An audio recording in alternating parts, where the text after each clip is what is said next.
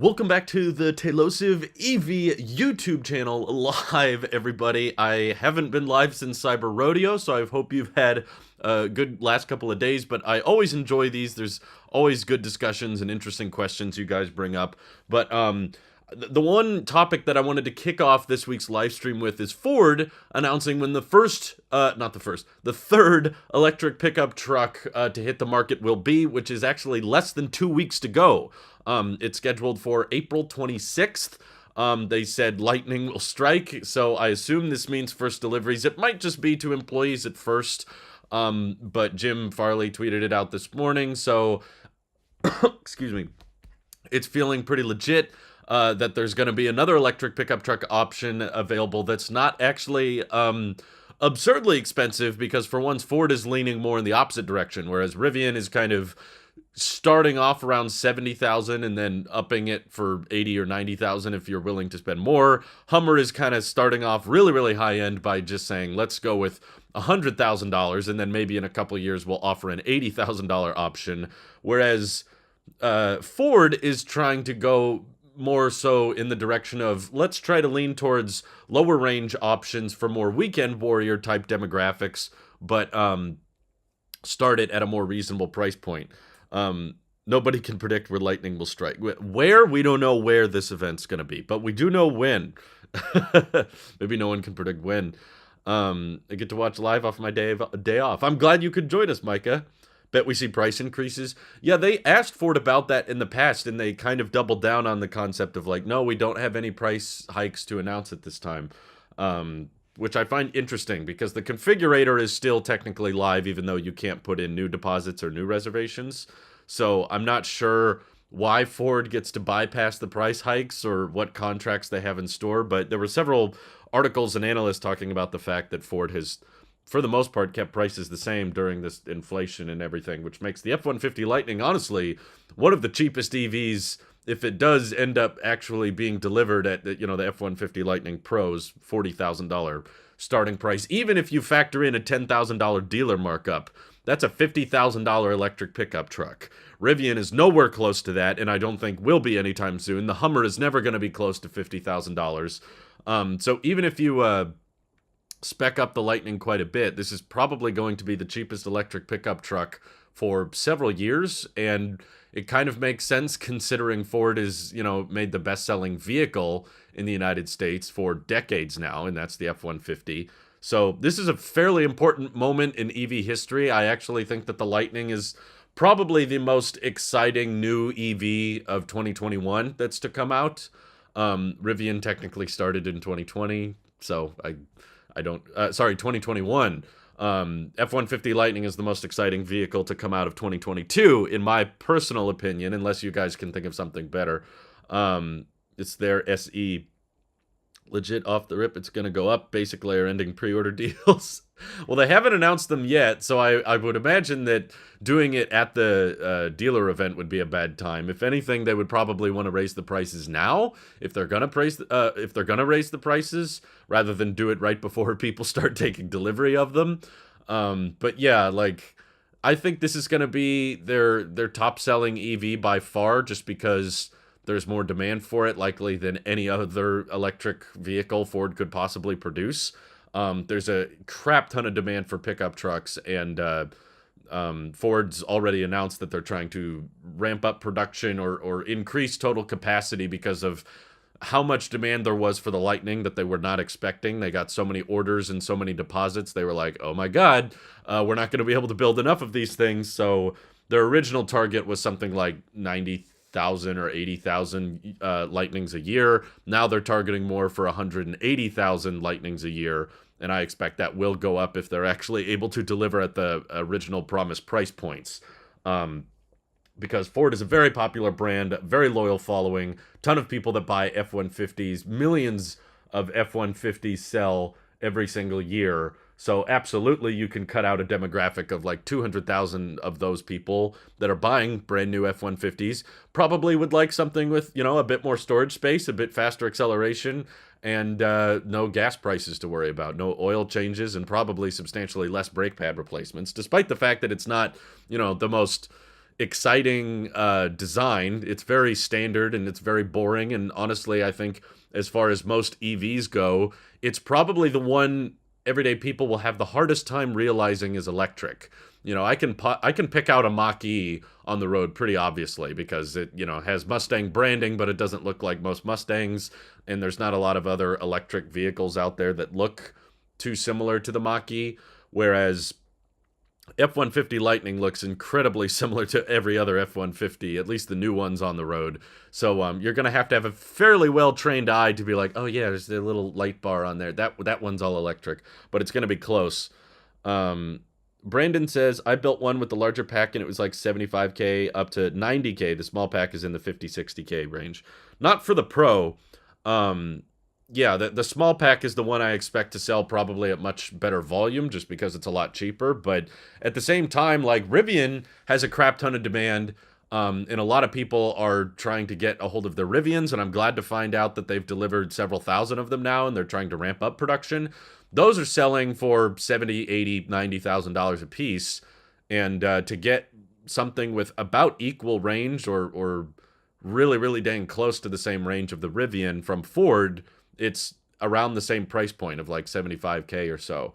So it's also a bigger bed and probably a bigger frunk, and likely more vehicle-to-grid capabilities. Plus, it's just from an established brand, so I could see a lot of people that are just like, yeah, the Rivian's cool, but it's not what I'm, you know, I don't know that brand, and I've been buying Ford for most of my life, so I like Ford. I'm going to go with Ford. The Lariat SR is the R1T dual motor. Lariat Long Range is the R1T quad motor. Right, but the R1T dual motor, the cheapest possible Rivian you can buy, or at least put an order in for, is still $67,500, whereas the cheapest F-150 Lightning is $40,000. So there's still a pretty substantial price gap between those two, and they're a toss-up. You know, I know a lot of people that are going to prefer the Rivian's off-roading capabilities and the gear tunnel and the software and the technology and the interior design of the Rivian. And there's also going to be a ton of people that prefer the more legacy approach of the F-150 Lightning and the larger bed and the bigger frunk, and the fact that the Lightning is just an overall larger truck from the get-go, and the fact that they're probably going to be building long range and standard range simultaneously. I haven't heard from them if they plan on they likely very well will plan on building the high price ones first, but it's still hitting the market. Ohan says, I am still hoping for the Cybertruck Tri-Motor is 70K. I pre-ordered mine last year. I wouldn't get your hopes up, Ohan. I've got some bad feelings about the Cybertruck considering how high in demand it is, and we know what Tesla does when demand is high. And let the standard range Model Y be a good indication of that. Ford's only problem is no superchargers. Yeah, I suppose the charging network is definitely going to be a bit weaker because you're falling back on Electrify America. So, yeah, that's true. But I just think that there's a decent demographic of people that aren't necessarily road tripping with F-150s anyway. You know, like, okay, that Ford can just kind of take the loss and accept that people who tow are going to experience a lot of range loss, and people that tow cross-country are probably not ready for any EV yet. Even if you had the long-range battery pack in your F-150 Lightning, let's say, for example, it could go 400 miles estimated by the EPA. Once you hook up a fairly large trailer to that thing, whether it has supercharging or not, it's going to be pretty problematic because the supercharger network is not terribly good at handling vehicles that are towing as is. Even Teslas that are towing. You have to kind of park into the charging stalls weird, or you have to unhook the trailer as you're charging. So it's going to be a little bit problematic for the most part. So I expect that Ford is just kind of targeting okay, someone is using this pickup truck around town, they're using it for work, and it doesn't necessarily need to go on big, long trips.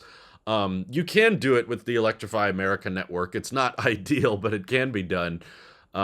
It's just, I think the demographic the F-150 Lightning is shooting for isn't going to be too concerned about the long-distance travel, and it's probably going to be more of like if you're the type of person to buy an F-150, you're probably not living in an apartment. You probably have a house or at least some property or whatever, or in a garage or something that you could charge it at home with.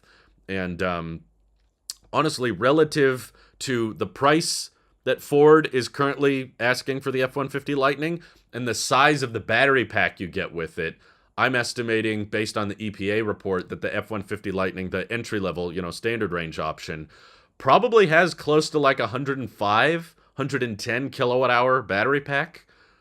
Can you imagine any other vehicle out there that's going to sell a 100 kilowatt-hour battery pack for that little? Either they got to change the prices very quickly, or Ford is losing a crap ton of money on these things. I don't know how they could sell it for that little.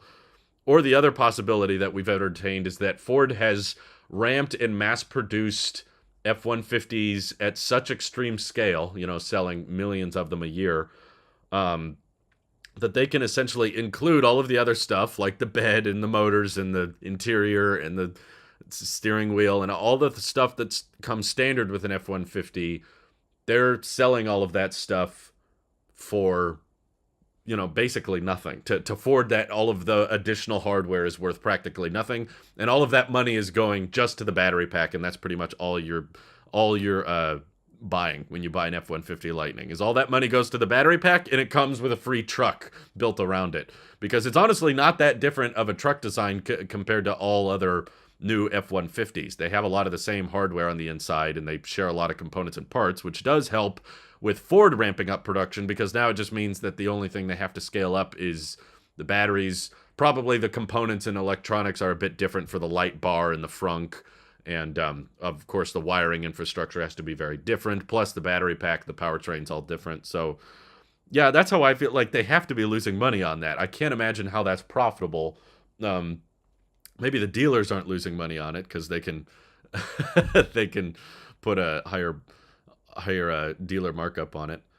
Pro and XLT standard range are actually priced quite similarly to the equivalent gas models. Yeah, that's what surprised me, is that the Lightning is honestly really not that far away from the price of the typical F-150, which is already selling really, really well. So this is a big one for me. I'm kind of excited to catch the reviews. I want to see a bunch of people doing, range tests or speed tests or acceleration tests, and just kind of putting the F-150 Lightning to its limits, because the electric pickup truck space is already getting really, really exciting, with Rivian hitting the market and starting to ramp up. The Hummer is just like, I don't know, crab walking in the corner, and I don't know what they're thinking over there. It's kind of an absurd joke of a product.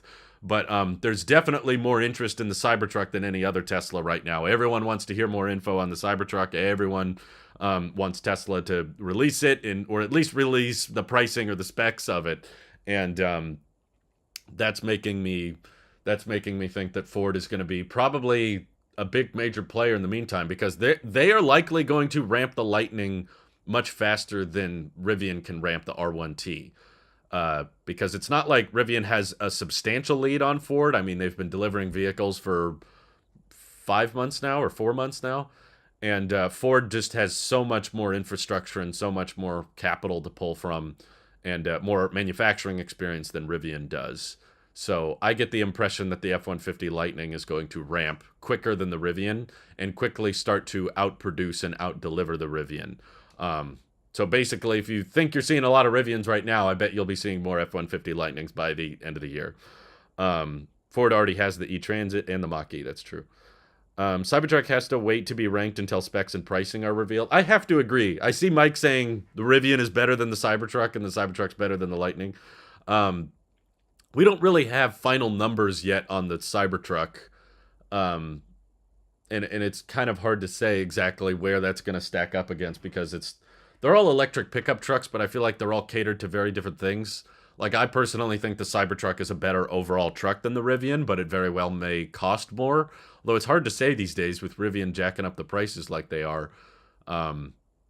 If it depends on where the range numbers go of the Cybertruck, which we also don't really know. It feels like they've renounced the Cybertruck. Like, they've gotten really quiet about it and taken back a lot of what they've said. But there's, I think, still a lot of utility benefits that the Cybertruck will offer that the Rivian will probably be lacking, between rear wheel steering, supercharging, and the durability of the exoskeleton, and the efficiency.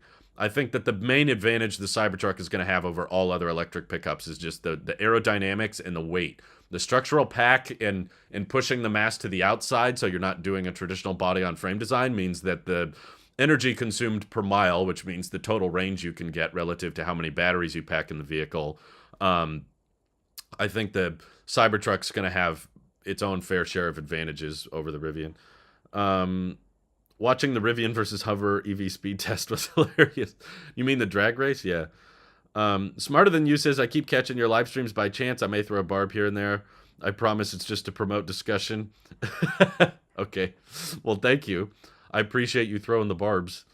Um, let's see. I've ordered my Cybertruck over a year ago, and if Ford is anything close to Cybertruck, I'm going to get a Ford instead, no doubt. Well, unfortunately, you can't order an F-150 Lightning at this point because so many people ordered one. Ford realized very quickly that they were not going to be able to build enough Lightnings to match demand anytime soon. So they just realized, let's turn off the order page because I think they got something like 100,000 or close to 200,000 reservations. They got a ton, and they were very quickly like, we're not going to be able to build this many anytime in the near future. So they just shut off orders.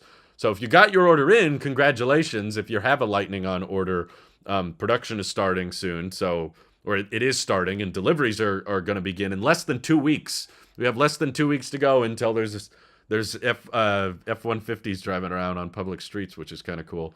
Mike in the Woods says, when do you think we'll see a meaningful update on Model Y ramp at Giga Texas?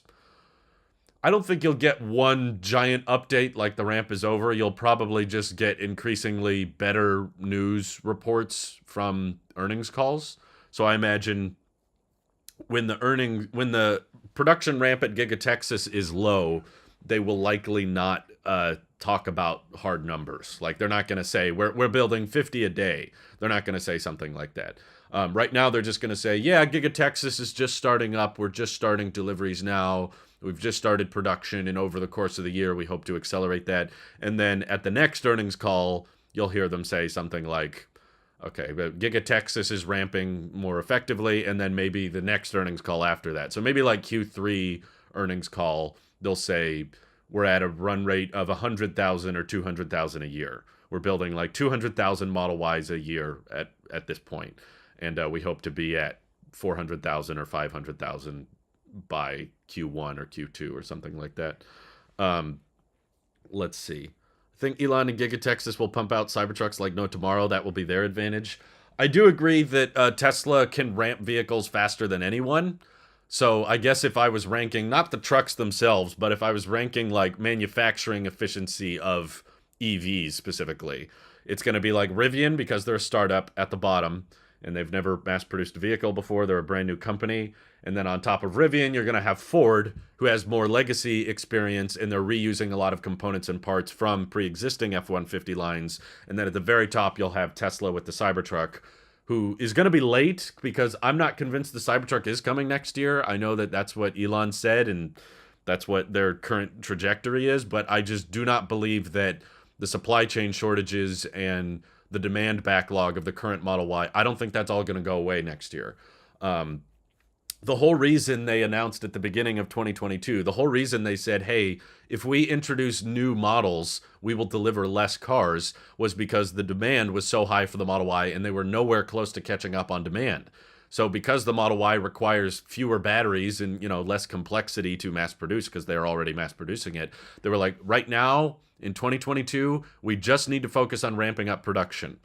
I could see that exact same excuse they used in 2022 carrying into 2023, where we get to next year and Tesla says, we still haven't caught up on demand. There's still a huge backlog. We could introduce the Cybertruck, but we could also use those same batteries in a Model Y and catch up on demand. And because the Model Y requires fewer batteries, we can put more vehicles on the road, and that'll result in more deliveries. So that has to take priority. I'm not 100% convinced that'll happen, but I still see it as a very, very real possibility that the current backlog of chips and batteries and the wait times being so crazy long, that could all still be here a year from now.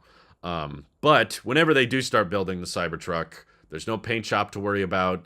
Tesla has far less complexity with their trims.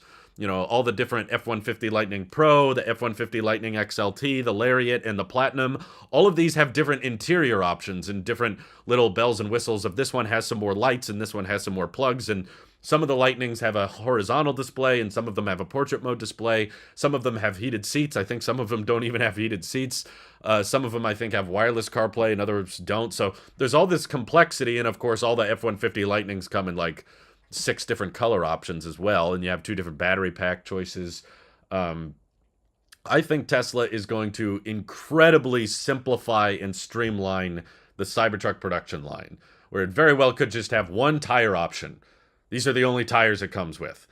Of course, they all come in the same color, which is steel. You know, there's no paint. It's all just an exoskeleton, and Tesla will just say, you can wrap it whatever you want. And then the interior might even all be the same color. You know, with their current vehicles, they usually have black or white. With the Cybertruck, I wouldn't be shocked if they just decided, you know what, just black. That's whatever. It's a pickup truck. It's meant to get dirty, and it's meant to be used outdoors, and we don't want the white interior getting all ugly. So they'll just pick one interior choice, one battery size, one motor configuration, and there will basically be no modifications to make. It's just like the truck, the Cybertruck. That's it. And because it's so aerodynamic and so efficiently designed, it'll use single-piece castings whenever possible, and it'll be all an exoskeleton holding it together with a structural battery pack. That will mean it's far lighter than the other pickup truck options, which means to go the same range, it will require fewer cells, and that means that less batteries are needing to be manufactured per vehicle, whereas Ford, to deliver every standard range Lightning, is going to need a 105 kilowatt-hour pack. And for the long range, they're going to need, I don't know, something like 140, 150 kilowatt hour pack. And Tesla's going to have battery production down way better than Ford does. Ford cannot mass produce batteries, at least how it's proven with the Mach-E. The Mach-E's been out for a while now. I believe the Ford Mach-E started deliveries not too far apart from when the Model Y started deliveries. It was close to the same time, not exactly, but the production ramp of the Mach-E is like nowhere close to the same ramp of the Model Y. So it all comes down to how quickly can you build batteries, and that's what I think Tesla can do much, much better than Ford. What was the Giga Shanghai ramp like, trying to gauge for a likelihood of Cybertruck focus in Q1? I know they say that, I just don't believe it. But yeah, the Shanghai ramp went very quickly. Within a year, they were at a run rate of, I think, close to 500,000 units a year. Just like 12 months after the factory opened, which was pretty insane. Thanks for your videos. That is all. Oh, thank you, Steven. I don't know if you're still here, but I appreciate the lurkers too. I know not everybody's in the chat. Taker says, when Panasonic has their 4680s ramped up in 2024, will production cease with 2170s 3 and Y? I don't think so. I think people have this false expectation, and Tesla's tried their best to clarify. The 4680 is not meant to replace all batteries. I think a lot of people are convinced that 4680 must be this holy grail of a battery that is going to solve all problems and allow for better range and lower cost. And yeah, it's partially true, but I think the main point people are missing is the primary directive, right? Like Tesla's mission statement is accelerate the transition to sustainable energy, right? The mission statement of the 4680 is all about achieving extreme scale.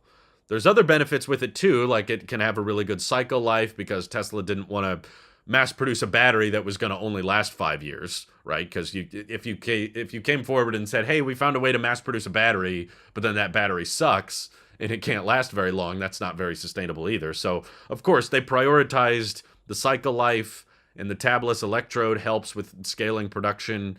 And yes, the structural battery pack and the increased energy density potential of that form factor can result in higher range and, lower weight of a vehicle.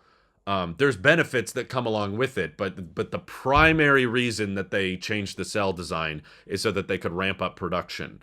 So the only reason you would stop producing 2170 cells is because no one was buying vehicles, or you couldn't make any use of vehicles with 2170 cells.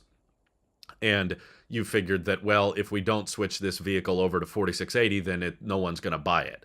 But that hasn't happened yet. In fact, quite the opposite. Even the 1865 cells that Tesla uses in the Model S and X, those are still being built because Tesla has contracts with pre-existing suppliers, and those suppliers have manufacturing lines and equipment that are all optimized to continue producing 1865 batteries. So you're going to slow down the transition, and you're going to slow down production if you say shut down these factories, stop producing these cells, and spend all the time in re-engineering all of your manufacturing lines and optimizing them for 4680. So as 4680 ramps, I could see more and more vehicles having them in the future, but we've probably got a long way to go before they start saying no to certain batteries. Because right now, Tesla's saying yes to every battery supplier they can get. They're like, yes, give us as many 2170 cells as you can. Give us as many 1865 cells as you can. Give us as many lithium iron phosphate batteries as you can, because that supports their mission statement. So the only time where Tesla could still be honoring their mission statement of accelerating the transition and be shutting down batteries is if there were not enough people buying vehicles with those batteries in them. But as you guys know, there's a huge backlog for the Model S and X right now. Those super expensive vehicles, but they're still using older battery cells, and there's still a ton of people that pay $100,000 for them. So that's just what I mean by, like, we're nowhere close to hitting the point where Tesla needs to start shutting down battery production plants and upgrading them to 4680. What Tesla, I think, is mainly prioritizing is like all new factories, all new cell production is going to be 4680. But yeah, even the old battery production with Panasonic and 2170, we need every cell we can get. I don't care what form factor it is. We need every one we can. Let's see. Why didn't Tesla stop the reservations like Ford did? Tesla has like millions of reservations. There's a few potential. It's a good question, Obaid. See, this is why I love the EV streams. They're good. I think I need to change my focus of my camera a little bit. Give me a second. I want to sit back in my chair so I can be a tad more comfortable. But this is a good question. So for one, Cybertruck had like a configurator where you specified at checkout, like, I want the dual motor, tri-motor, single motor. So there were many people that were like, I'm not sure where I'm going to be financially by the time this truck comes out. So they reserved the dual motor and the tri-motor, and certain people were like, I'm just going to have all my bases loaded, and people can order rear-wheel drive, dual motor, or a tri-motor. So some people have like 2 or 3 reservations, or some people just wanted to have backup in case Tesla discontinued one of those options. Whereas the Ford order page didn't do that. At least when the F150 Lightning was first announced, it was basically like, are you interested in an F150 Lightning of some kind? Reserve here. So it was put down a $100 deposit, but you weren't locking in a configuration of any kind. So yeah, we do have some crowdsourced trackers that say that currently Cybertruck reservations are at something like 2 million, but that is not accounting for canceled reservations. It's not accounting for duplicate reservations.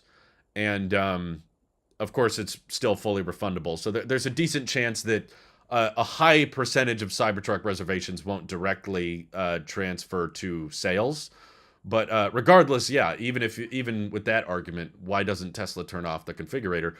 I think it's because Tesla's logic is that they just need to keep scaling production. Like, they'll take your money and they'll gauge demand, but they don't mind telling you that this might take like years of waiting. And they're still taking reservations for the Roadster, and they unveiled that in 2017. That was 5 years ago now. That the Roadster reservation page is still taking $50,000 deposits, and we still haven't really gotten any word on when to expect the Roadster other than next year. They keep saying next year, next year, next year, and I don't know if I believe them this time.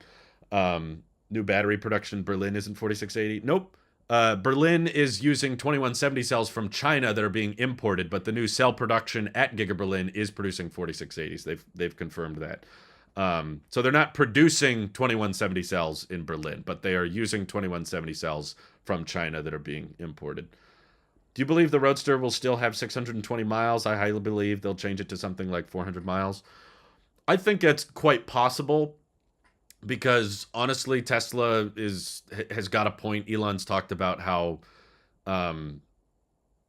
range after a certain point just becomes more about like not stopping on road trips, but it makes you more inefficient for daily driving. Most driving is not road trips, right? Like they're aware of that. Most driving is day-to-day commutes and, driving around town, or you drive to a friend's house, or, most people are not doing cross-country road trips every single day. Most cars are not doing cross-country road trips every single day. It happens, but it's not the majority of driving. So once you pack like a 150 or 200 kilowatt hour battery pack in something like the Roadster, just so that it can go over 620 miles, that means that you're carrying all this extra weight for most driving. Like 80 to 90% of driving is going to be less efficient now, because you're packing all these extra batteries around. It's the same reason gas cars, if built right, could easily support 1,000 miles of range. You could just use a much bigger tank in your car and fill it up with more gas, and your car could go over 1,000 miles. But it's just not practical, because that gas tank can eat into storage space, and most people are going to stop on big road trips anyway. So I've heard a theory from another channel called Tech Forum, who did a video on the Roadster, and he was saying that the torque and the amount of energy you output into the Plaid powertrain is partially possible thanks to how many batteries you can have within the vehicle. So sometimes having a very, very large battery pack that can output a lot at once is what's beneficial. So it might be more of a performance thing, and the range is partially just an added benefit of, oh, well, we needed a bunch of cells in this thing to get it to accelerate that quickly, but it just so happens that the vehicle is small and fairly lightweight, and all those extra cells also mean that if you drive it at highway speeds without much acceleration, you can get pretty decent range out of it. So I would not be shocked if they end up compromising on the range of the Roadster. And if you're disappointed by that, I would just encourage you to think about how most EV road trips go. Like, you're not charging to 100%, and it's mostly a battle of how quickly can you charge and get to your next destination. So having 600 miles of range, as cool as it sounds, is honestly not that useful. It probably would not result in you getting to your destination that much quicker than something that's like 400 miles or so. Let's see. Ford can build over 700,000 F-150s annually. So if, and it's obviously a big if, they could keep pace with Cybertruck, but they have a big customer base, not yet, so on EV, so product mix will be the limiting factor.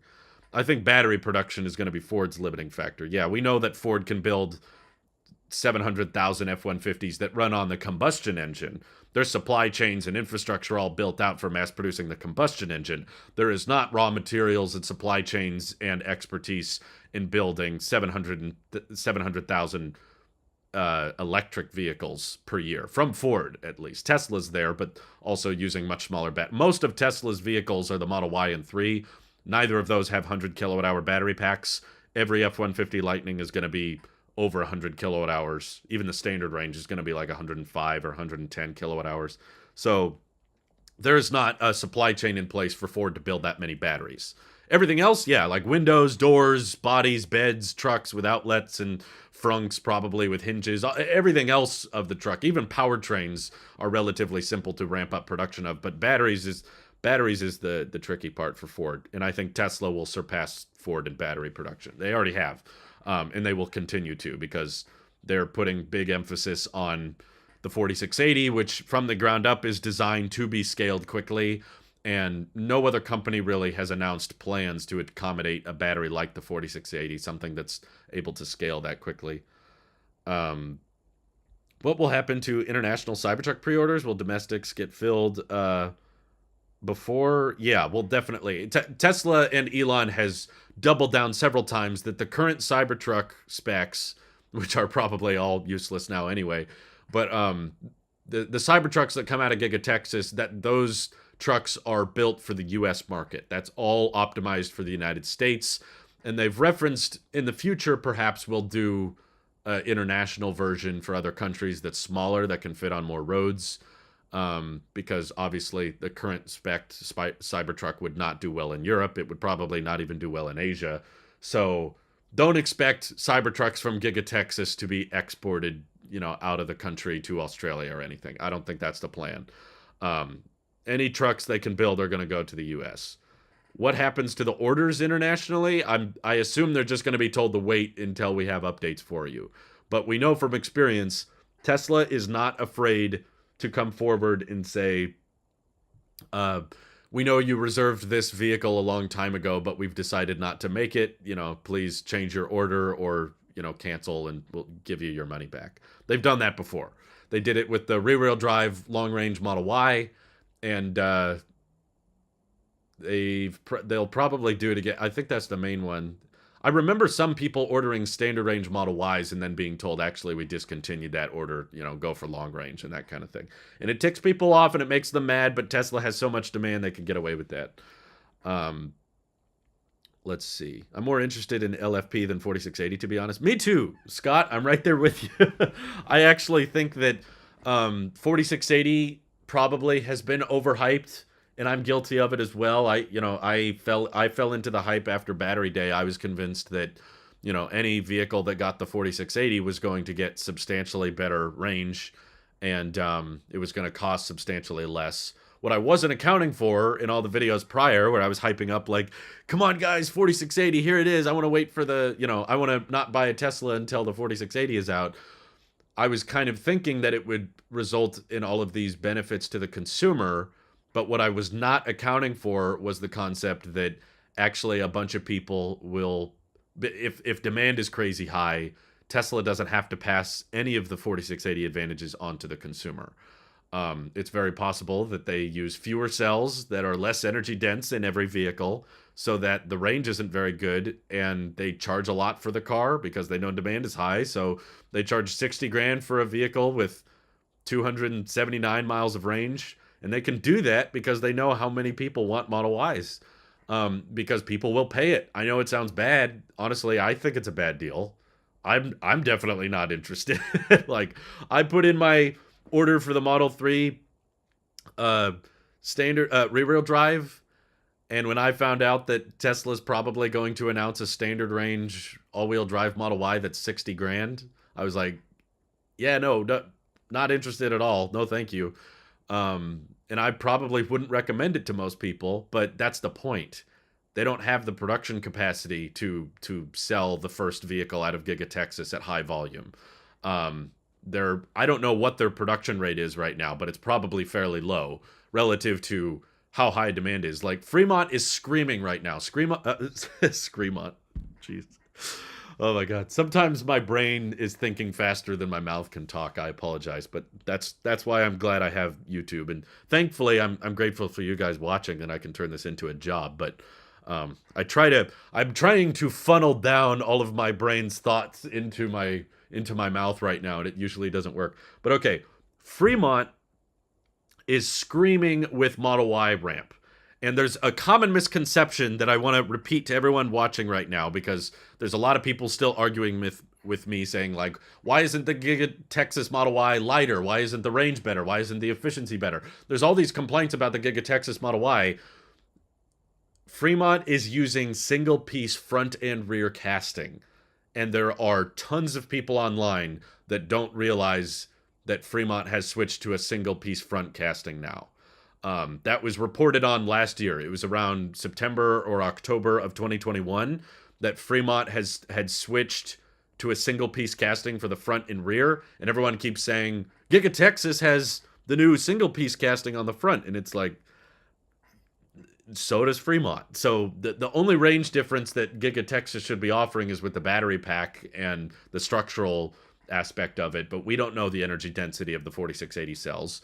I'm fairly convinced that Giga Texas, yes, is using 4680, and it's not lithium iron phosphate, but the benefits are not fully being utilized. Like, Tesla talked about at Battery Day how they're planning a diversified cathode approach where lower energy density cells can use a combination of nickel and manganese, and high energy density cells can use higher percentage of nickel within the cathode. So essentially, with vehicles like the Cybertruck or the Tesla Semi or the Roadster, because it's so expensive, they don't care how much the battery packs cost, those higher size vehicles, or at least higher price vehicles, they can use high energy density 4680s. which have a lot of watt hours in them, and weight is a factor with those vehicles. Like with the semi truck, the weight of the total vehicle relative to how big the battery pack is going to dictate what its full payload capacity is. So weight matters. With something like the standard range Model Y, you just need to get it to around 279 miles of range. Weight doesn't matter all that too much. In fact, I don't think that they want to shave off 1,000 pounds or whatever and just include high energy cells, but less of them or fewer of them, because then your structural pack is a lot lighter. Therefore, your rollover risk is a lot higher. So having a very heavy and low center of gravity on the Model Y is like a safety thing. There's a functional benefit to having a lot of weight in the bottom of the vehicle. And even if you could just put in fewer cells, I don't think that would necessarily be a good thing. It could compromise safety. So they're not going for high efficiency right now. I think that if they wanted to increase the energy density of the cells and create a 400-mile range Model Y, they could. They just don't see the point, because it's very likely that the higher energy density cells are going to cost more because they require more nickel, which is a more precious material, which is harder to find and more rare and more expensive. So they're building 4680s as cheaply as they can by not making them too energy dense and basically using a less nickel-based cathode. That's my theory. And it aligns with what Tesla has told us and all of the facts. There's a lot of people that are speculating they're doing other things, but without much evidence. It's mostly just speculation that just, well, the Model Y is heavy, so it must be lithium iron phosphate. It's like, have they said they're using lithium iron phosphate at Texas? No. Have they said they've started deliveries of the 4680 Model Y? Yes. Do we have an EPA report for that standard range dual motor 4680 Model Y? Yes. It's like all the paperwork aligns. I don't know what people think Tesla's doing with the 4680 models if they think that the standard range is LFP. Any weight above ground level raises center of gravity. Right, but if you have, it's more about weight distribution. If you have a really, really light battery pack, then the rollover risk is much higher because you don't have as much planted downward. People are saying the Texas Model Y is being delivered are not 4680 but LFP. That doesn't add up. It really doesn't, because the employees have taken delivery of the Giga Texas Model Y that work at Tesla, that work at the cell facility, and they claim they've taken delivery and they use 4680s. Also, we've seen the production line now at Cyber Rodeo. People went inside the factory and looked at the production process. There's not several lines going. There's not a LFP line and a 4680 line, right? There's only a 4680 line.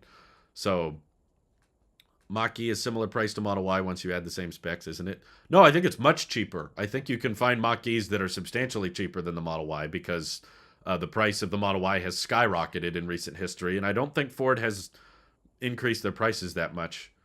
So yeah, if you're on a budget and you don't need a Tesla, look elsewhere. There's some real cheap electric crossovers on the market. I think the top one I would have to recommend is the ID4.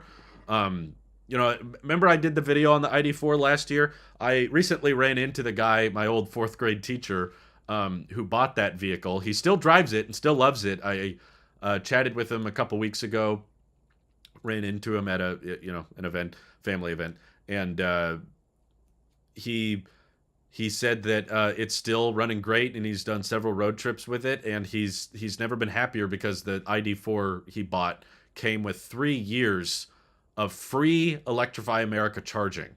So he's 1 year through and he has 2 years left. So he's paying nothing to charge his car on road trips and stuff, which is awesome. And he bought it for, I think, like $45,000. And it has massaging seats and, decent range. And, it's no Tesla in terms of acceleration or autopilot and efficiency and all that. And I still prefer a Tesla. The ID4 was really good, but it was not good enough to convince me to buy that over a Tesla. But I'm a fanboy, I'm really into the software and tech. Like, one of the main reasons I still consider the Tesla the better vehicle for my use cases because I'm really interested in the self-driving stuff. I'm not convinced we're getting robo-taxis next year, but I do think that as far as autonomy goes, Tesla is further ahead than anybody, as well as infotainment. They're switching to AMD Ryzen, and they're shipping these big, beefy AMD graphics cards in all their cars. And I think that's going to age substantially better than whatever the crap is they're stuffing in the ID4, which has a fairly small display. The software is not very good. It's not even really great at routing you to the right destination. So mostly you have to fall back on your smartphone for navigation. So it's the software I'm buying into, and the hardware and the computer and the electronics of like the full self-driving computer. How good is that? And I want to do videos on my channel seeing how the FSD beta performs over time. And I think it could be substantially better than it is right now in 5 years. And if my car is capable of one day hitting level 3 autonomous driving, that makes it far more interesting and compelling than the ID4, which VW I don't think is even trying to attempt that. So yeah, there's if you're not interested in the Tesla software and the tech and the self-driving stuff, and you're like, that's not for me, I want control over my car, there is a lot of great alternatives. Another good one is the Hyundai Ioniq 5, which has pretty impressive range for the price. I rode in one. I didn't get to test drive it, but me and Mike in the chat test drove it, and the sticker price, including dealer markups. By the way, this one, the one we drove, was for sale at the dealer, $45,000, and the range is over 300 miles. You cannot buy a Tesla with a range over 300 miles for under 56,000 now. Yeah. So it's $10,000 less. If your requirement for your EV is that it has to go over 300 miles on a charge, then the Ioniq 5 is $10,000 cheaper. It was 11,000 now because the long range Model 3 is 56 grand now, and that's the cheapest Tesla you can get that goes over 300. So there's some really competitive options if you're not interested in a Tesla, and I'm not afraid to recommend those, because honestly, there's way too many people buying Teslas. So this demand backlog is way too long. There's too many people not willing to compromise and get something that's not a Tesla because they're like, nope, I want the supercharging and I want the range, and everyone keeps buying. Yeah, Mach-E is much cheaper. What's the difference from level 2 and level 3? Autonomy? Level 2 is where we are right now, basically. Pretty much every self-driving system you've heard of, like autopilot, even FSD beta, technically, is level 2, which some people think is not a really a great way to rank autonomous driving performance, because technically, like Ford Blue Cruise, which is not very good, like it struggles at turns on roads. It's just meant to do lane keep. That's all it's supposed to do, and it struggles with that. That's technically a level 2 system, and so is FSD beta, which can do roundabouts, and it can do freeway driving, and it can do city streets and intersections, and it's not great at it, but both are considered at the same level. That's why sometimes I've referred to the 5 levels as I've sometimes referred to it as the 5 levels of liability. Maybe is a better description, because the FSD beta is doing far more autonomously than Ford Blue Cruise, but they're both considered to be the same level, because level 2 just means the car does things for you, but you still have to keep your eyes on the road and your hands on the wheel, or you have to be paying attention, essentially, for the most part. Level 3, he might have meant charging. I can answer that too. All these different levels we got to keep track of. You should know this anyway. Level 3 means that you could stop paying attention, but you still have to be in the driver's seat. So someone needs to be in the car in front of the steering wheel, ready to take over, but you don't have to pay attention to the road, and you don't have to keep your hands on the wheel. That's what my dream is. I've never really fantasized or wanted to buy a vehicle that could drive itself completely. That was never what I was hoping for, where I I'm not even in the car and it drives people around and makes me money and is just giving strangers rides all the time. That's not really my thing. I just wanted a car that I could get in, plug in a destination, and then it does everything for me. And I could sit back. I'll still be in the driver's seat, but I want to go on my phone. I want to watch a movie or read a book or do work or do live streams. I just want to focus on other things as the car is driving me, but it's still my car.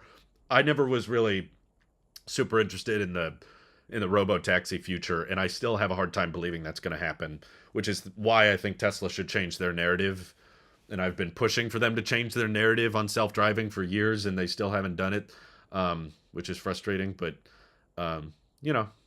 no company's perfect. If that's their biggest problem, it's a pretty dang amazing company. 45K. The dealer by me wanted 57K for the Ionic 5 due to markups. Oh, geez. It was the base trim with no add-ons, yeah. But I did think it was a good deal. I mean, it was not like a luxurious EV. It had cloth seats, and it felt very similar. I drive a Hyundai Sonata, for the record, so this was the first all-electric Hyundai I had ever checked out, and it felt very similar to my Hyundai Sonata in terms of like build quality. It did not feel like a super expensive car. The interior quality felt like a Honda Civic or a Toyota Corolla, something entry level that was not $45,000, but you were getting a decent battery with good range, and it was a hatchback and with a lot of storage in the back. Very tiny frunk. Not the best acceleration in the world or anything. It's nothing fancy, but as far as like a no nonsense, just good, reasonable EV for everyday people, yeah, I got nothing bad to say about it. I was like, this is the kind of car that I think a lot of people would be comfortable with, because there's a lot of people, unlike myself, that have been driving for 30, 40 years, and they've gotten used to cars having buttons and dials and physical controls. And to someone like that, something like the ID4 or the Ioniq 5 is perfect, because it's a good transition. If you've been driving gas cars for decades and then you switch to an electric car, sometimes Tesla's approach is just too overbearing. It's a lot of changes and putting everything on the display and getting rid of all the buttons and dials, and there's very little manual controls. Some people don't like that. It's just an opinion thing. It's not that they're wrong and I'm right. It's just I could understand. I'd probably be the exact same way if I was driving gas cars for 50 years. So for older people who aren't really ready for everything to become software and digital, I get why those cars would be a good option. And I know people online, I've watched reviews and stuff. I forget his name, but there's a guy on Out of Spec Reviews that bought an Ioniq 5, and he's been really enjoying it. So, older guy as well, That's just a fact, not trying to stereotype or anything. Let's see. Do you believe Elon when he said Cybertruck will be mass produced next year? Did you go to Cyber Rodeo? No, I reacted to Cyber Rodeo. But no, I don't have complete faith. I don't think he's lying. I don't think Elon is going up on stage and saying things he doesn't believe. I believe he believes that Cybertruck will go into production next year, but he also probably believed that Cybertruck would go into production in 2021. And they would start deliveries at the end of 2021. That's what they said. That's what they said when they unveiled it. But when it comes to world events and shortages and demand, all of the reasons that the Cybertruck has been delayed, I think are still going to exist. All of those reasons will not be gone next year. Yeah, I think Giga Texas will ramp up, and I think they'll build more cars and help Tesla increase total deliveries. And yeah, they're going to ramp up production of the 4680, but the idea that the demand backlog is going to go away, and that argument that they used at the beginning of this year, which is that if we introduce new models, we'll deliver less cars because, new models are going to require more cells and more complexity in manufacturing. That argument still holds up in 2023. So it's possible they might catch up on demand with Giga Texas, and I'm saying it's totally possible they may deliver the Cybertruck next year. I'm just not going to give a high likelihood of it. I'm not going to say for sure it'll happen. Right, it was Kyle's dad. That's right, who it was. Elon isn't the first to attempt an autonomously driven system. No, he isn't. But it's fair to say Elon has accomplished a lot of things no one else has been able to accomplish. So there's some weight in him saying that they want to achieve something, but at the same time, Elon has been saying that they would create like a completely autonomous vehicle next year for the past 6 years now. It's really gotten ridiculous how long he said, like, well, next year we'll have that figured out. So I'm like, okay, clearly you're not a good gauge of how long something will take. I do believe if anyone can figure out a robotaxi, it's Tesla. Their approach makes the most sense, and it's the most logical. The data-driven approach and beta testing on public roads and having 60 to 100 or 200,000 cars all testing your software and training the algorithm. That's, in my opinion, is the best way to achieve a robotaxi. I don't think anybody else is anywhere close. But I don't think necessarily Tesla is going to get there either.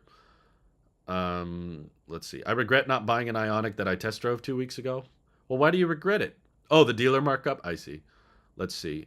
I'm trying to convince myself of getting a Cybertruck, even if I have to wait a few years. I have a '08 Tundra, but can't see the Cybertruck being more work friendly than Ford's or Silverado. Well, I'd like to hear why exactly you don't think it would be work friendly. I have to imagine it's going to have a lot of storage space. A lot of those cargo sails on the side are going to fold up, and you can put tools in there. And a lot of places, it's got a big bed. It's very durable, very rugged. The exoskeleton is not going to dent or scratch easily like your Silverado would, or your F-150. Those are going to dent and scratch, and those are going to show signs of wear much quicker. And I don't know why like you necessarily need to convince yourself to get a Cybertruck, because it's the most demanded EV of all time, which means that Tesla is going to feel very comfortable charging whatever they want for the Cybertruck. So if anything, it's probably a good idea to convince yourself not to get a Cybertruck, because you'll likely save a ton of money and you'll get the vehicle a lot sooner and stop paying for gas as quickly as possible. But yeah, I kind of find myself in that same boat of like, I'm a big fan of the F-150 Lightning and the Cybertruck and the Rivian. I love pretty much any EV at this point is better than any gas car in my mind. And it's exciting to see all these different companies come up with different EV options, and seeing different design approaches and software approaches and display layouts and battery approaches and battery chemistries. Like, there's all these cool things I'm excited for, especially in the pickup truck space. But if I just take a step back and look at what my lifestyle is, which is, driving to friends and families and doing occasional road trips and working from home, I do not need a truck. I'm sorry. No matter how I lay out my life, I cannot justify buying a Cybertruck, because I just would not utilize any of its benefits. I would use it like I use a sedan. We would get in it and drive it to our friends and families' places and get groceries with it.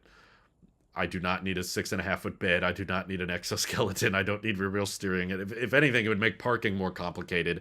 It would make my insurance twice as much, and it would cost twice as much to charge, because it would not be as efficient as something like the Model 3. So the big hurdle I had to jump through with the Model Y versus the Model 3 was like, have there been a ton of circumstances where I've been like, oh man, I wish my Hyundai Sonata had more storage space? It's like, no, not really. We've really never really, sorry, I said really, but we've hardly ever filled up the trunk, and we're not moving large things. We're not towing anything. We hardly even have people sit in the back seat of our car. It's usually just the two of us, which is why we're very interested in the Aptera. And if the Aptera was out, maybe we wouldn't even be buying a Tesla. So, when you need a truck, just call. Thanks, Ethan. Yeah, that's usually how life has worked, is like, if we're in a situation where we need a pickup truck, we know someone with access to one. But it's usually like maybe once a year that we've needed a truck to move a couch or something. It's not that frequent.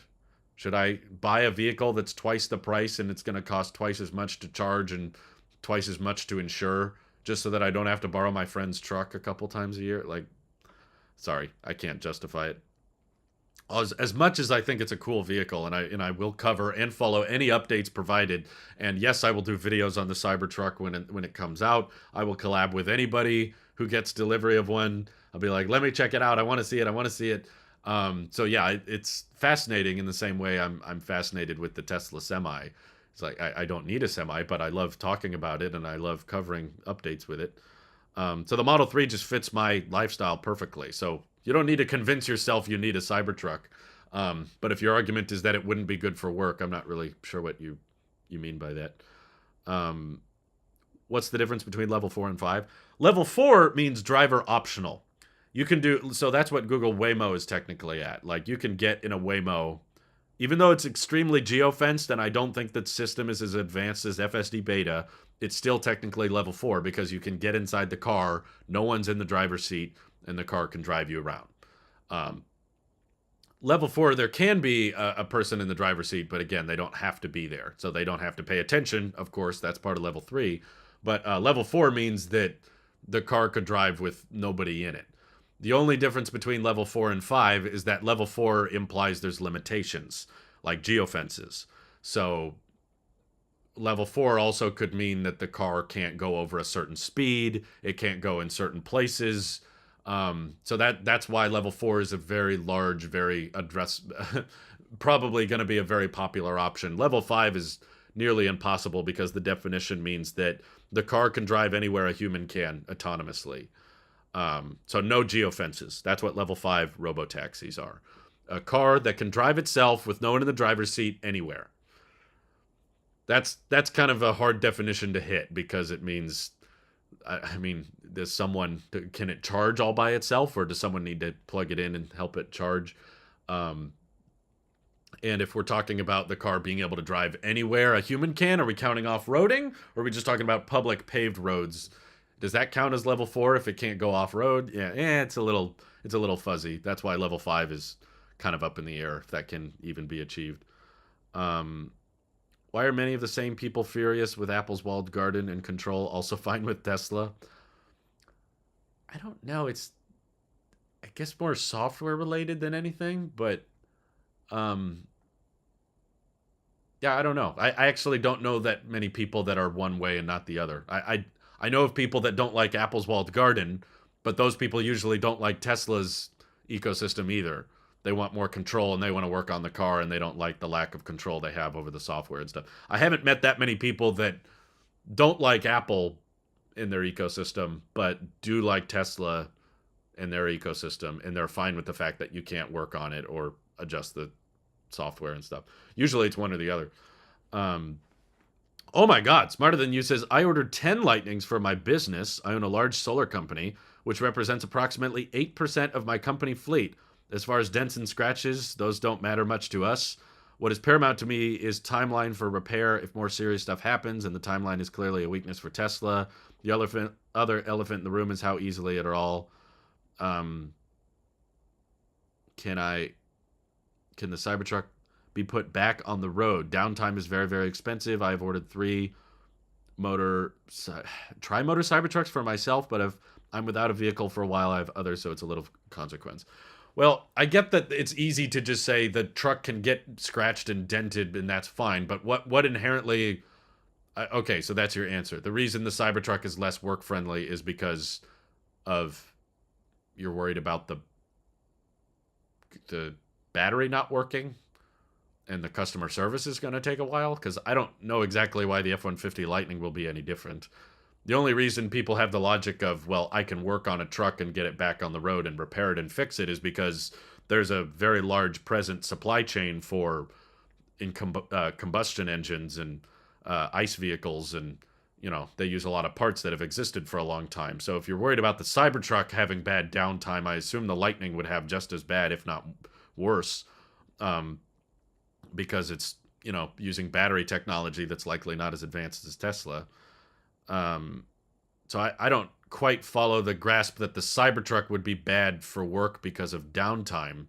I don't see how Ford would be any better at that, I guess, because it's still an EV at the end of the day, which means that it doesn't have the infrastructure and the technology readily available for people to work on it themselves and repair it if something goes wrong. Let's see. My dad uses his Model 3 to haul wood and stuff all the time, and he is definitely in need of an EV truck. Yeah, I can get that. If you're hauling stuff, it makes sense. It's just that's not my lifestyle. What's your take on the $60K supposed price of the Texas Model Y? So I did a whole video on it yesterday, but all I can summarize it with is, called it. It's exactly what I thought. I was literally saying on the EV podcast last week, I was like, I think it's going to be $60,000. And then that leak came forward. I was like, yep, makes sense. You can't make it a good deal. When demand is this high and supplies are this low, which is like extremely bad in the case of Giga Texas because they're at low volume production.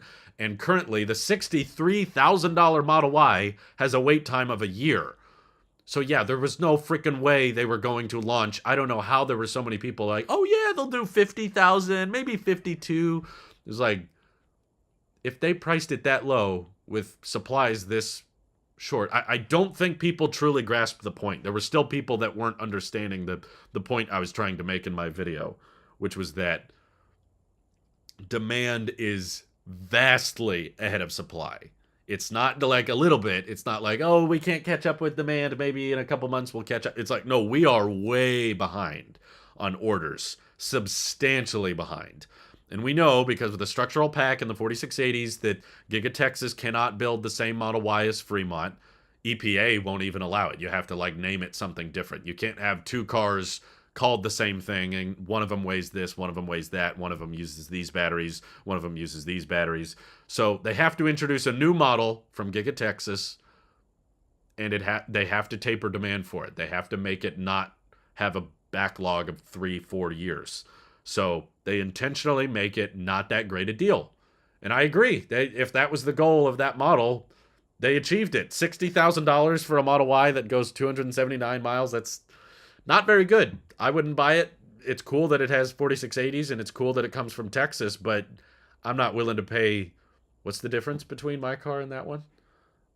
40. I locked in my Model 3 at 46K, and that's 60. So it would cost $14,000 for me to upgrade to the Model Y. And the range is basically the same. If anything, it's worse because they're nickel-based batteries, so they're probably not going to charge to 100% every day. Whereas the LFP in my Model 3, I could charge to 100% daily. So range is arguably worse. I get all-wheel drive. I get the hatchback.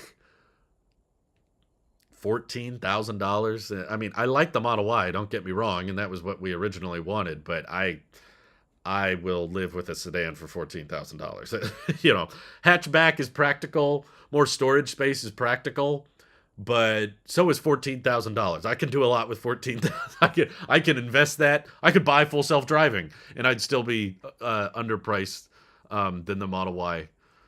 No one is fixing their EVs themselves. I agree. Repairability in a wreck if serious damage happens. I'm not worried about tech failing. Yeah, I don't think your F-150 Lightning is going to win any repairability arguments with the Cybertruck. If anything, your Cybertruck is probably going to be ready to go after a wreck because it's an exoskeleton, which is extremely rigid and very durable. So something that might total an F-150 Lightning probably wouldn't total a Cybertruck because of how durable and strong it is. Another major issue with ICE supply chains is service now. Some people are waiting months for parts to repair it. That's true. So I don't see the F-150 Lightning winning in repairability either, personally. Jim Farley looking so much like his cousin Chris makes me like the company. What? Why does that make you like the company more? Marquez consistently complains about Apple's walled garden, but then chooses Tesla because of the walled garden approach. Yeah, but he buys Apple in the same way. I've heard him complain about Tesla too. Marquez is as close as you get as someone to fair and fairly objective. I mean, no one is truly objective, but he's pretty dang close. He complains about Tesla, and you know he advocates for right to repair, which Tesla's not really a good advocate of.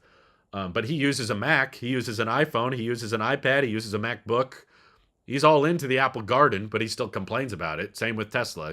He probably will complain about the lack of being able to work on it yourself, and but he still drives one. Yeah, for sure. Due to design, would the Cybertruck be the better commuter as well as all around well tank than a Lightning? It's hard to say because we actually have numbers and EPA filings on the Lightning. We don't have that on the Cybertruck. But if I were a betting man, my guess is that the aerodynamics of the Cybertruck look, at least from what I can tell, much better than the Lightning. The Lightning does not even come with a tonneau cover. Having an open bed like that, and the Lightning still has a physical antenna coming out the hood. That's just speaks volumes to how many parts they're recycling and reusing and not trying very hard. And if the efficiency of the Lightning is anything like the Mach-E, which is not that efficient of a powertrain, I don't expect the aerodynamics of the F-150 Lightning to be better than the Cybertruck. And I also think that the battery technology... Oh, thank you for the super chat, just for putting up with my nonsense frequently. Well, you are smarter than me, so it's not nonsense. I mean, it's in the name. I can't disagree with that. But thank you for the super chat. Helps me out with the Tesla fun. We're getting close. We're getting close. Much, much closer. But just because Tesla is already implementing this structural battery pack technology in the exoskeleton of the truck is pushing the mast to the outside, so it's not a traditional body on frame design. They're using single piece castings, which also helps reduce weight. I think that if you're talking about just you want a truck, you want it to be electric, but you're going to use it as a commuter. Because first of all, I just flat out don't recommend that. This obsession with EVs I have has made me really really paranoid when I go out on highways now, because I see how many people are driving these giant pickup trucks and they're not hauling anything. There's nothing in the bed. They're not towing anything. And they'll just drive their big pickup truck because they're like, well, that's my, like you said, commuter. So they drive that to the grocery store, or they drive that to their friends and family house. And, I don't need to go into the details with it, but I'm in like a local play right now that we're going to practice on the weekends. So I stop work on Saturday and Sunday, and then we do this practice for a play. And one of the guys that I got a ride with, because we only have the one car and my wife needed to drive to work, so she took the car, and I was like, hey, can I get a ride from you? Because he lived pretty close by to me. He was like, oh yeah, sure, I can give you a ride. He drives, not naming any names. Really nice guy, by the way. Former Marine, great conversation, great to talk to. But he drives like this big giant truck just to take his daughter to, play practice. There's not hauling anything. There's no equipment. And there's so many people doing that. These vehicles are so inefficient and they get such terrible gas mileage, and people are paying $5 a gallon for gas and driving these extremely inefficient vehicles. It drives me nuts. It's like absolutely drives me mad to see this many trucks driving around that are just burning through gas, and they're terribly unaerodynamic. They've got these terrible side view mirror designs that are causing all this drag, or some of them put the flags on the back, and it's like, oh God, you realize that that's coming out of your paycheck whenever you drive a car like that. So I'm not saying that you should buy a pickup truck for a commuter, but let's say, you can't have more than one vehicle, and you definitely need a vehicle that's a truck. So you got to buy a pickup that's a commuter. Yes, I do agree. The Cybertruck, more aerodynamic. The battery technology is going to be far better, more energy dense. The powertrain is going to be more efficient than the F-150. So yeah, if you're just looking for a car to drive around, the Cybertruck's going to have autopilot by default and an option for FSD beta, and I'm sure. And possibly they've said that the Cybertruck will have hardware 4, so it'll have better cameras than other Teslas, and the full self-driving computer will be updated. So it's like, yeah, I think for a daily commuter, the Cybertruck would be much better. But at the end of the day, if most of what you're doing is commuting, probably don't buy a truck in the first place. I think too many people forget about that. Like, too many people are like, well, it's electric, so whatever, it's cheaper. There's no gas now. The problem solved. But it's like, you're exchanging gas prices for, kilowatt hours. If your car consumes a lot more electrons to go a mile, that still costs more than another car. Like, yeah, still an aerodynamic, small sedan is going to cost a lot less to charge and move than a big Cybertruck, even with its 4680s, even with the structural pack and the exoskeleton, even with all that. It's still probably going to cost twice as much to move that thing than a Model 3. Sometimes you need an antenna in remote areas and construction sites. I doubt it. I think they got rid of the FM radio or the AM radio.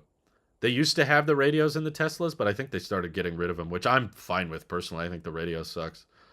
We still turn it on sometimes, but that's because our car doesn't have Bluetooth or an audio jack or anything. Our car's very old. And the radio signal is spotty, and there's all these people talking through all the music, and there's ads. The quality's not good. The music selection is boring. Like, I could live without the radio, honestly. It could all go away, and I'd be fine. How much is gas where you are? Yeah, there's certain places where it's like $5.50 a gallon up here. Will Elon honor Cybertruck price that I ordered it, or is it going to increase the price? Yeah, you did not lock in anything. I'm sorry, TJ. At this point, yeah, if you read the Cybertruck pre-order agreement, they do not have to honor the prices at all. They can completely change them, and they can never make the one you ordered. So if you just ordered the single motor Cybertruck, they could just, I think what's very likely is they're going to say, actually, we've decided not to make that one. You got to change your order. So you didn't really lock in anything. All that $100 is a place in line that says, I am interested in a truck of some kind from Tesla. That does not guarantee you will get a vehicle that's anywhere close to the specs or price that you reserved. They completely cover themselves legally in the fine print. So no, absolutely the Cybertruck price will be much higher, and even people with reservations, I don't think are going to get a competitive price. Um, if you're going to get a traditional truck, then heck yes, you want it to be the most efficient electric. Um, I guess I wouldn't describe the Cybertruck as a traditional truck. It's more of a tank than anything. Starting at 80K. I actually think it'll be 100, to be honest. Um, just because we know what Tesla does with demand. If demand is off the charts, then Tesla will raise the price until demand is not off the charts. Or at least at least not insanely off the charts. Right now it seems like Tesla registers that we need to raise the price of our product if the wait time is over a year. Uh, they'll continue jacking up the price of the Model Y or the Model S or the Model X as long as there's a good number of people buying it and the wait time is like a year. They will keep driving the price up. And knowing that they have like 2 million reservations for the truck, even if 80% of those reservations don't go through, they don't have the capacity to build 250,000 trucks in the first year. Um, it's going to probably take 2 or 3 years before they can hit 250,000. Plus, once you start first deliveries of the truck, there's going to be a whole new wave of demand because people are like, oh, wait, Cybertruck's real? Oh, it's not a concept anymore. I can actually buy one. People are using them now. Once that starts, there will be new orders coming in. And yeah, that's why I think they're going to intentionally try to taper demand. Basically, try to convince as many of you not to buy it. Or if you do buy it, you're going to pay for it quite a bit. So my prediction is they're just going to do quad motor, and that'll be the only option. They're not going to do tri-motor, dual motor, single motor, maybe ever at this point. The more I'm thinking about it, they might not see the point. Like, I know everybody wants to be like, maybe they'll just do dual motor later to offer a cheaper option. It's like, they don't care. Like, guys, they're about to launch a $60,000 standard range Model Y that is far smaller, far less practical, far smaller battery pack, far worse range than the dual motor Cybertruck was supposed to be. They are in no rush to lower prices on Cybertruck, and I'm fairly convinced that quad motor will be the only one. That way, they don't have to honor FSD for anybody who reserved a Cybertruck. I know that sucks. That's going to be disappointing, and I know there will be a bunch of people mad, but I think that's the point. I think Tesla made way too many people convinced that the Cybertruck was going to be an affordable, compelling option, and they did not think about how high demand would be for it. They weren't expecting the demand to be this high. They didn't think the market would want a truck like that at that volume. Every time Elon talks about the truck, he's always like, it might flop or it's not for everyone. It was mainly for me. I just wanted to make a vehicle that I really liked. But the problem is everyone ended up being just as passionate as Elon. So I don't think it's going to be good. Considering how the rollout of the Model Y has been handled, they will probably not even honor any FSD locked-in price with the Cybertruck because they're going to say, actually, we ended up not making the tri-motor or the dual motor or the single motor. So you have to modify your order to the quad motor if you're interested. And if you modify your order, then the price of FSD goes up. That's what I'm expecting. And if we get anything better than that, I'll be pleasantly surprised. And I'm trying to keep your guys' expectations in check, too, because I think expectations are far out of whack with Tesla at this point. There's too many people that are convinced, oh, 4680 means 400-mile range for $30,000. And it's like, I'm sorry. It's not happening. Yeah, Walker is my perfect example here. Thaddeus, he says, I ordered a large number of Cybertrucks. I was convinced that it would be valuable. I think Tesla anticipated that demand would be far less, so they were okay showing the prices so low because they wanted it to look competitive, but it ended up looking way too competitive. And now they need to unsell people on the truck because if they try to honor prices, then the backlog is going to be like 6 years or something crazy like that. Um, Tesla reservations isn't a place in line. It's a place in the pool of customers. Your proximity in this pool of customers to Giga Texas will determine your delivery date. Possibly, but I don't even know if that registers because you still can't. There's still some direct to consumer delivery laws that Tesla has to work around in Texas. So you can technically deliver vehicles to customers in Texas, but they have to come from outside of the state. So if you're building cars at Giga Texas, they kind of have to like take them out and bring them back in basically. Yeah, it's kind of it's weird. It's a place in a pool. I guess you're right, Mike, in saying that it's not like in order of who ordered first. So it's not like the first guy who ordered the Cybertruck is going to be the first delivery. It's going to just be dependent on where logistics sends a bunch of trucks. So yeah, I guess a pool of customers is a better description. It tells Tesla that you're somewhat interested, but it's not. It doesn't remember your place in line. Um, let's see. Lock-in only applies to FSD, and some inflation can be attributed to the truck itself. Yeah, I don't even think the FSD thing is going to be honored because they can easily just not make any of the Model Y because this already happened. My prediction changed once Tesla took money. They took deposits for the rear-wheel drive long-range Model Y, and people locked in. Supposedly, they thought they did. They ordered FSD with their car. And Tesla kept saying, like, hey, we're not making your car right now. Do you want to switch to the all-wheel drive long range? And Elon kept saying on Twitter, he was like, actually, we're going to make a single motor long range with really good efficiency, and that'll come out later in the year. So people are like, no, I want to hold on to my deposit. And then eventually, last year, they said, actually, we're officially canceling the rear-wheel drive long range. We're definitely not going to make it. So you need to modify your order or we're going to give your money back and you just won't have an order in place. And people were like, okay, I'll get the long range dual motor, but can you honor my FSD price? Because I was waiting for the rear wheel drive to show up. And Tesla was like, no, because you locked in FSD with a Model Y that we ended up not making, you have to pay full price for FSD, even though they locked it in at 7K. Now it's 12K and you got to pay the full 12K. So don't you lose your place in line if you adjust your FSD? There's no line. That's what I'm trying to tell you.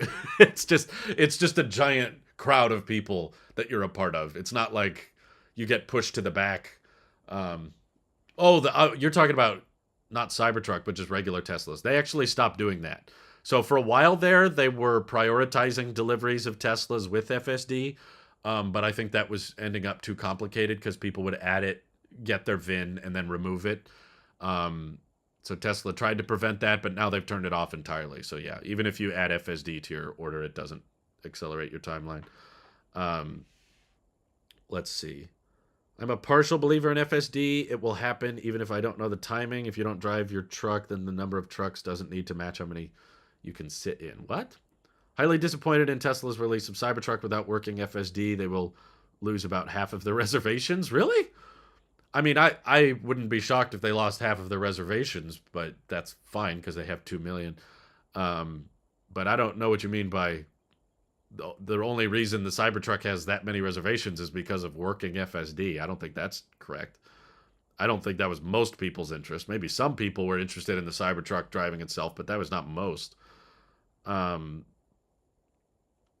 Let's see. You can carry more with the bed down / larger / longer items, at least secure your loads. That's true. Some have to choose between a commuter or a truck, and a truck provides more utility. Once I fix my C-Class Benz, that could be my commuter for now. Save money for a Ford or Tesla. Yeah, I think here's a mind-blowing realization I've had. If I had to buy an electric pickup truck, I would buy the Lightning. Sorry.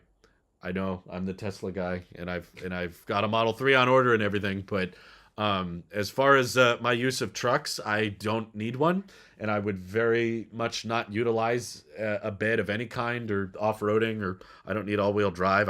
It doesn't snow where I live. It doesn't get icy. So I would basically buy the cheapest one, which at this point is the F-150 Lightning Pro. It's like, it's a very boring truck. It's fairly basic, but honestly, I can't deny the fact that it's a really insanely good value. Probably the best value electric pickup truck is the Lightning Pro. I don't know what they're actually going to sell for because of dealer markups, and it's very possible that, on April 26th, deliveries are going to begin for the Lightning, but it could very well just be the Platinum. They just do Platinum deliveries at first, and then in a few months they do Lariat, and then they start doing XLT, and then at the very end of 2022 they start doing Lightning Pros, and they have $10,000 dealer markups. But still, even with the $10,000 dealer markup, that's $50,000, still qualifies for the federal tax credit. So after the tax credit, that's like a $43,000 electric pickup truck, 230 miles of range. Not great, but I mean, a Model 3, you can't even get that cheap. So, no, it would not be a good road trip vehicle, and no, I would not rather have that than my Model 3, but if I had to buy an electric pickup truck, I would buy the cheapest one possible. And that's, at this point, the Ford Focus RS. Yeah, puts on the sunglasses. At the end of the day, Tesla is a luxury brand, so they don't need to make an affordable Cybertruck or even Model Ys. $25,000 car will never come. Yeah, I don't believe that anymore. If you go back and watch Battery Day, what they were mostly talking about was the cost of building an electric an electric vehicle would drop below the price of building a gas car. And I think we're getting closer to that, considering how good Tesla's margins are. But yeah, there's it's kind of a weird thing to describe. I'm trying to explain it best I can in my videos, but you guys seem to understand it. Most of the people in the chat here seem to be on board with me, but people in the comment section I interact with don't seem to understand the concept that if there's enough people willing to pay luxury prices for the car, Tesla can still be staying true to their mission statement while not offering cheaper options, because they're still delivering more EVs. They're still replacing more gas cars with electric vehicles. They're just not doing it in the most affordable way possible, but they're still doing it in the fastest way possible, which is what their mission is all about. Their mission statement is not build the cheapest cars on the planet, it's accelerate the transition. And I guess the problem that a lot of people have a hard time wrapping their brain around is that they keep assuming the only way you can accelerate the transition is if you lower prices so that more people buy your car. It's not very dated. I guess it's just a traditional mindset. It's a traditional way of thinking that if you want your vehicle to sell at higher volume, it has to be cheaper, because then that expands the addressable market. But that implies that the reason there's not more Teslas on the road is because not enough people can afford them. I guess that's it. That's the disconnect people are having on in their brains, is like, well, Tesla is expensive, I can't buy it, therefore other people can't buy it, therefore they're going to deliver less cars now. That's not how it's working. The difference is everyone else has caught on. People like me that never spend more than $4,000 on a car are like, yeah, I'll spend $50,000 on a Tesla because it's a Tesla and I know it's different, and it's got software and it's got autonomy and it's got advantages that other EVs don't have. So I'm comfortable spending that kind of money, and the market has spoken. Everyone who's not used to spending that much money on EVs is now comfortable spending $50,000, $60,000, $70,000 on electric vehicles, and specifically Teslas, to the point that they're building them as quickly as possible, and yet it's still not enough, and it's nowhere close to matching demand. So I'm trying to find the best way of explaining it, and I've tried different methods, and there's still a lot of people that are like, what does this have to do with their mission? Or, this Tesla is just a luxury brand now. They just care about people with money. And it's like, all they've really cared about from the beginning is sustainable energy and accelerating that. Thank you. Thank you for the super chat. He says, the Tesla stretch, someone called it. Yeah, it's quite real. The Tesla stretch is quite real. Of just like, there's enough people out there, way more than enough people out there that are like, yeah, I'll blow all my money on a Tesla because I want that one. It's not just any EV. I want that one, and that's why the price is so high. Is because people are willing to pay for it. Um, Laws allowing solar storage need to be changed. My local utility has basically banned solar storage. Oh my god, I know. There's so many stupid laws around that. My father-in-law was telling me about some of the energy storage laws in Australia. Um, there is no money cheap cars. Yeah, really. Let's see. What do you think of the BZ4X first drive? Seemed good, especially for the masses. I think the name is so stupid. The car looks fine. I mean, it looks nice. I'm sure it is a decent EV option. I just skimmed over the specs. I've done videos like that in the past because, I'm relatively new to the EV space on YouTube. I started doing this EV channel in end of 2019. So this is my second year doing it, coming up on a third. And I've tried in the past to do those kind of recap videos of just like, hey, this brand announced a new EV. Here are the specs. Here's what I think. And those videos normally don't do very well. So I've kind of just not gotten into that because the audience has kind of spoken and saying that like, yeah, I don't care too much, but maybe during the live stream that's a better time to talk about it. It looks fine. I'm just not terribly excited by it because it doesn't seem to be doing anything that different from what's already been done between the Mach-E and the ID4. Range isn't that great. This display and software doesn't seem that great. So it's like, okay, cool, Toyota getting into EVs, but they're kind of late. And I think they're hoping that solid state batteries are going to save them in the end, but I think it's all hype. I don't think solid state batteries are going to result in that much big a deal. People who aren't willing to wait and save up and just want X price tag aren't accepting reality. Pretty much. Right? That's what Mike kind of said is a good way of summarizing the situation of the comments. People that are disappointed with EV prices of today are basically just impatient and don't have the finances to outbid what others are willing to pay. But I get that frustration. I'm not trying to say they're wrong for being mad. I'm just saying they're being mad at the wrong things, in my opinion. They're getting mad at Tesla when they should be getting mad at the market. I get the frustration because I've been there myself. Ever since my friends rented a Model 3 on Turo and they let me drive it back in early 2019. That was before I even had this channel. They brought the Model 3 up to my hometown and they let me drive it. And as soon, it was close to midnight. I think it was late at night. I sat in the driver's seat and they were like, okay, this is how you start. It's already running and you just push down and it starts rolling. And as soon as I got out on the road and turned on autopilot, basically I've wanted a Tesla ever since that day. Actually, since before that. But there's a flip that switched in my brain. I always wanted a Tesla as soon as I knew that the company existed, even before the Model 3 came out. I remember going to the showrooms and checking out the Model S back in 2015.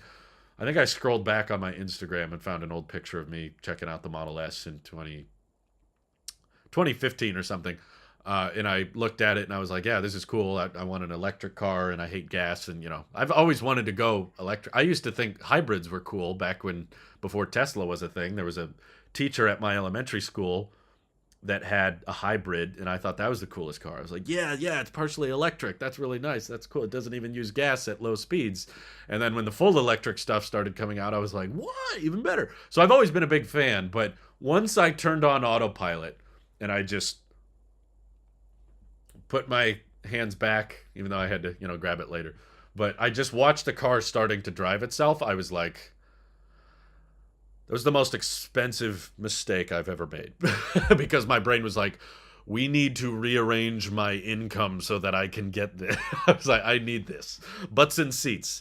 That's what sell Teslas. It was that experience. I have it on video. I think it's on the Tailosive royalty-free B-roll channel. There's a video on that of me using autopilot for the first time. And I turn it on and I'm just like... my eyes were like... This is the future. It was like the iPhone moment, like the moment you went from a flip phone to an iPhone. That's what I was experiencing. There's a flip that switched. I know. My brain is my birds come out whackwards sometimes. I'm sorry. Um, I think Tesla is solving their supply chain issues so far in advance of the competition that in the next few years they will be the only ones that have any real numbers of vehicles.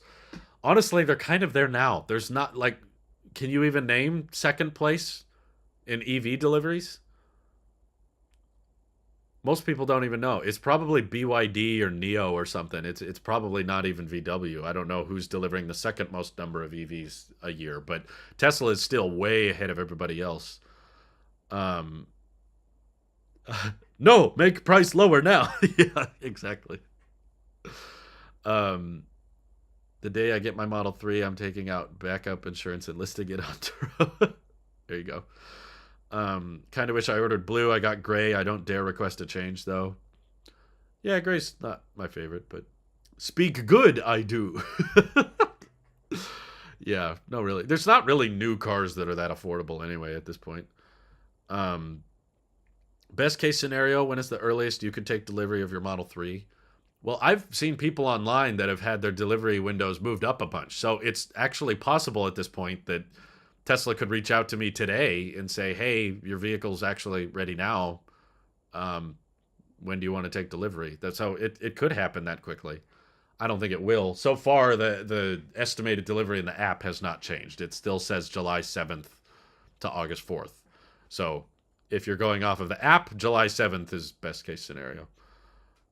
Consumer prices come from the marginal utility of the person satisfied with the least wanted yet still desired item at that price. Prices are only bounded by cost to produce and perceived consumer UTI. That was a mouthful, but I think I know what you're saying. It's kind of interesting.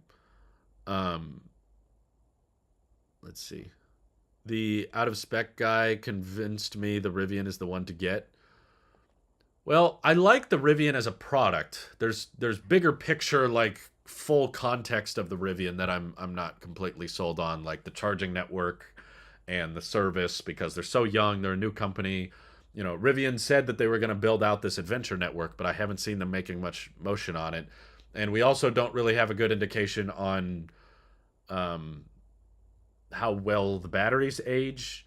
And because they're so new, we don't have that much data on, how much they cost to insure, and we don't know what the wait times are if you get in an accident, what a replacement parts situation looks like. So there's other things that I'm concerned about from the Rivian that are more external, but the internal, just in a closed box scenario, yes, the truck is amazing. I love the speed. I love the range numbers, the software layout, the interior design is great, the exterior design is great. I love the gear tunnel, the frunk, like yeah, just as a standalone product, the Rivian is awesome, but there's other things that I need to see some progress on before I would consider buying one. But I'm also not in the market for one, so that's not a relevant thing for me anyway. But I'd have a somewhat difficult time recommending it if someone is new to EVs and they're not really too clear on the space because we don't know if Rivian's going to turn a profit or Rivian's going to stick around for the long haul yet. So there's things we got to wait and see how the company performs. It's cool that there's other channels and YouTubers out there that are comfortable being the beta testers and buying, like the first truck off the assembly line and using it, but um how those trucks age would be interesting, especially if something went wrong with the company financially and they went under, and now you have a truck that's not going to get software updates or customer support or service or anything. It could be a really expensive mistake if the company went under. So that the fact that they're such a new kind of early company makes it kind of difficult for me to fully buy into it. But yeah, I do love the product itself, and I love the product so much that that's why I'm rooting for them. I'm like, please don't fail, Rivian, make it work. um Doing a road trip with the only Rivian adventure network, cross country, stopping at random nonsense locations and national parks to charge 10 to 80% in 14 hours. Well, there's level 2 chargers. Here we go, level 2, level 3 again. Level 2 chargers are usually like 20 to 40 miles an hour. And level 3 chargers are when you get to like, hundreds of miles an hour. Chinese EV makers will bring cheapest cars in U.S. Well, they haven't quite yet, but yeah, I think they're probably moving the fastest. Chinese EV automakers are far more competitive than any of the American EV makers. Wait time in accident is my concern with Cybertruck. How many body shops can fix origami super strength stainless? I don't know, but my prediction is that the type of accident that would ruin just the body of your F-150 Lightning, but not ruin the structure or the electronics or the battery. If you're just talking the aesthetics of the body, what would damage the Lightning, the Cybertruck wouldn't get damage from, because the exoskeleton is way stronger than the body panels and the parts that are on the outside of the Lightning. So I think you'd be fine with the Cybertruck. I don't think the Lightning is inherently better for work, because if you get in a minor collision, you can replace the body components faster. I don't think so. For that Rivian trip, if you got a camp kitchen and tent, you'll have a great 14 hours hanging out, camping, and hiking. If the weather's good, yeah. Not if it's snowing outside. You'd be kind of screwed. You got to stay inside the truck. Did VW deliver 250,000 in 2021? I thought they did something like that. I don't have it off the top of my head, but it was a good number. VW, I think, is probably the next best EV automaker. But man, my stomach's rumbling. I've been streaming for a while. It's a shame because I really enjoy these streams and I feel like I could talk to you guys all day.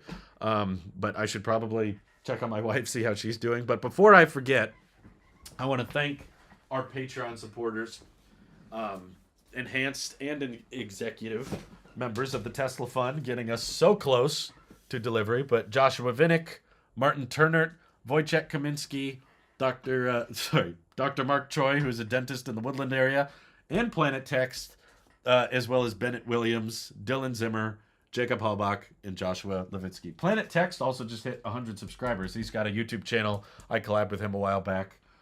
So congrats to Planet Text for hitting 100. And Matt S. is also on this list. So thank you, Matt, for also supporting on Patreon. Everybody who is super chatting and tuning in, watching the videos, I appreciate it. I'm excited for the Lightning to launch. Can't wait for Lightning to strike. And I hope you all have an excellent rest of your day. Take care. Bye-bye.